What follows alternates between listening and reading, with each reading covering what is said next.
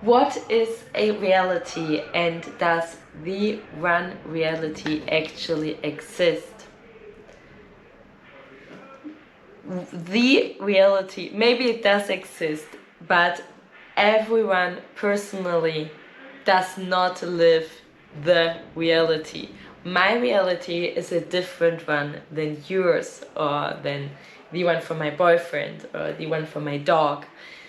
The one reality for each individual person does not exist. We do believe that our reality, that what we believe, that how we see the world is the reality. But we all put it together, our life, the world, how we see it, by how we think, the words we use, the abstractions we make. We simplify everything, and all of this creates our reality, our consciousness, what we are conscious about. One example, right now I am sitting in front of the camera, so my consciousness evolves around the things that I see right now here where I am sitting. And everything that's behind me, I might hear some sounds and they also get to me, they're also in my consciousness. But what is happening behind me, I have no idea. Maybe something similar to you happened before, when you're sitting next to somebody and somebody is telling you, this one person tells you, look at the red car behind you. And before this person told you about the red car that was behind you, it was not in your consciousness, you didn't know it was there, it was not in your reality. But now that he said, don't look at the car behind you, you know, this red car is already in your consciousness, it is in your reality, you think it's real. And although he said, don't look at it, you feel that it's behind you and you want to turn around and have a look at it, right? I really think that this is so mind-blowing. The last time in my video I talked about positive thinking and how your thoughts create your reality. And today I was meditating about it and I thought, okay, but what is actually reality? And we didn't get to the part, or I didn't get to the part to explain it, but for me it just opened totally my eyes. So now I'm prepared, I have my notes with me, so I won't forget anything and I will lead you through it. So what is our reality actually composed of? You have to imagine there's thousands of information bombarding us every second, and our brain is just not capable of processing all of this information. You know how, for example, I always take my dog as an example because I have him here and I know him very well, how he can smell or hear things that you can't smell or hear, or an eagle sees way more and from a larger distance that you can, and that's totally fine. Let's concentrate on the things that we as humans need to concentrate on. But this is only an example on how reduced our reality actually is. It's super time delayed. An example is the stars at the sky, which actually exploded already in the past and we still see them in the sky. Our reality is time delayed and it is totally distorted. And that's where your thoughts come in again. An example is when you, for example, when you dislike a person, you will concentrate only on the faults of this person and not on the positive things anymore, right? So what I want to say here, when you suffer, you don't suffer from the reality. As I told you in the last video, your reality depends only on yourself. You don't suffer from the actual reality. You suffer from your very personal reality, which you created yourself. So let's go one step further. We were talking about thoughts the last time. Now let's think about the words that you actually use every day. And that's an invitation for you to do this experiment as well. Think about what kind of words you use daily or very often, and what meaning you give exactly those words. Why are you using them so often? There's this theory that depending on the words that you use, your reality can actually change as well. So when you're a rich person, you have probably a very different vocabulary than a poor person.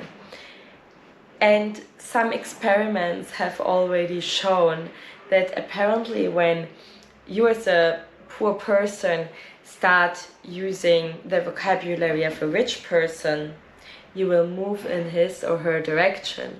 So you yourself will become richer. Interesting, right?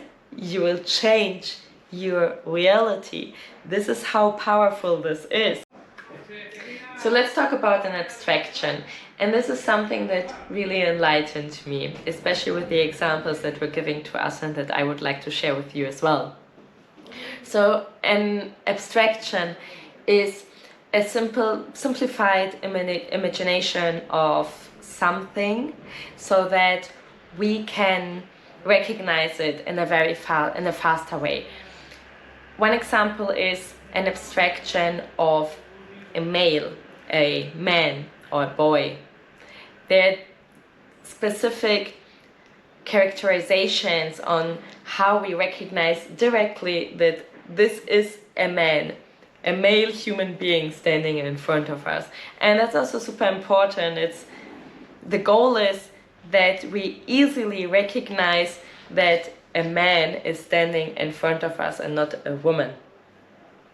So another example of an abstraction of a person is that we create a list of characteristics for each person that we start meeting in our lives and that we start interacting with.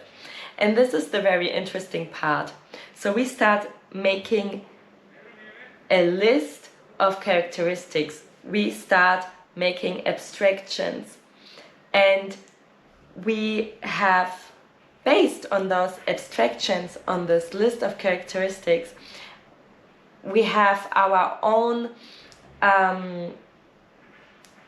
expectations of this person. So for example, when you, as a woman, when you meet a man, it's just some random guy on the street.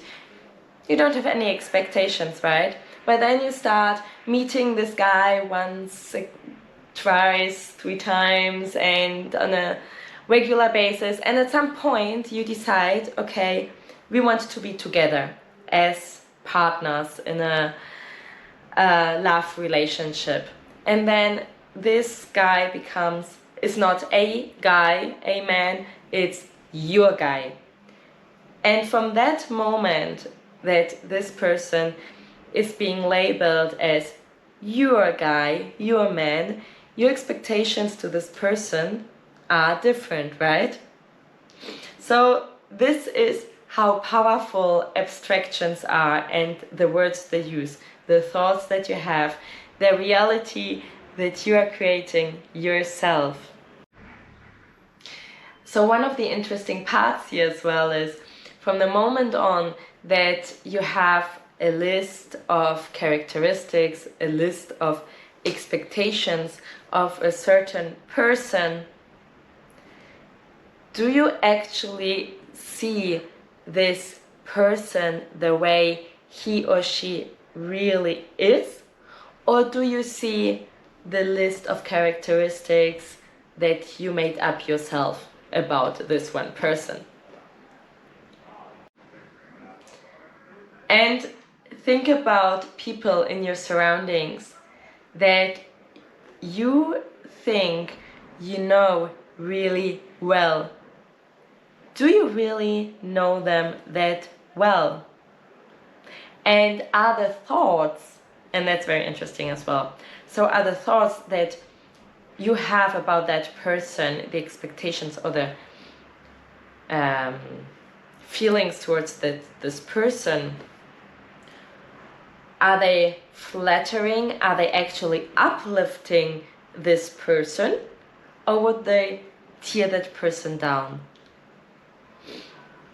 That's how powerful it is. Oh my god, I still can't believe it.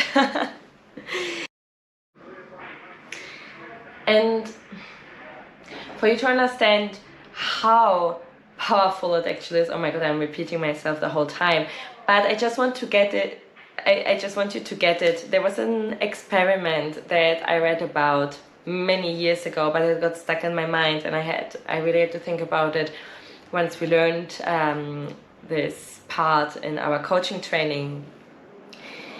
There was an experiment, a really long-term experiment for many years that was conducted in the United States, where a classroom of students in primary school got tested on how intelligent those kids are. And let's say a classroom had like 30 kids, and let's say 5 to 10 kids were found out to be highly intelligent. And the teachers of those kids got told the names of the kids that were highly intelligent. And the prediction was that exactly those children which were classified as highly intelligent, that in their futures, when they're grown-ups, they would perform very well as well, and they would become very successful people. And during the years, what was remarkable was that exactly those kids were the ones which were successful. Those were the leaders of today. Those became successful entrepreneurs. They got leadership positions, etc., etc., earned very well money, got wealthy, and stuff like this. So now, at the end, what was admitted by the researchers was that there was no test conducted with those children in the first place. The researchers just picked random 5 to 10 names, told to the teachers that those children were highly intelligent, although there was no test, there were no results proving, there was no proof given that they were really highly intelligent. But because the teachers believed in those children, in those kids, they put more attention to them.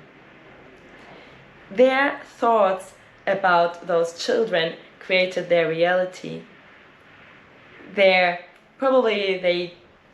gave them much more attention. They gave them different tasks, maybe.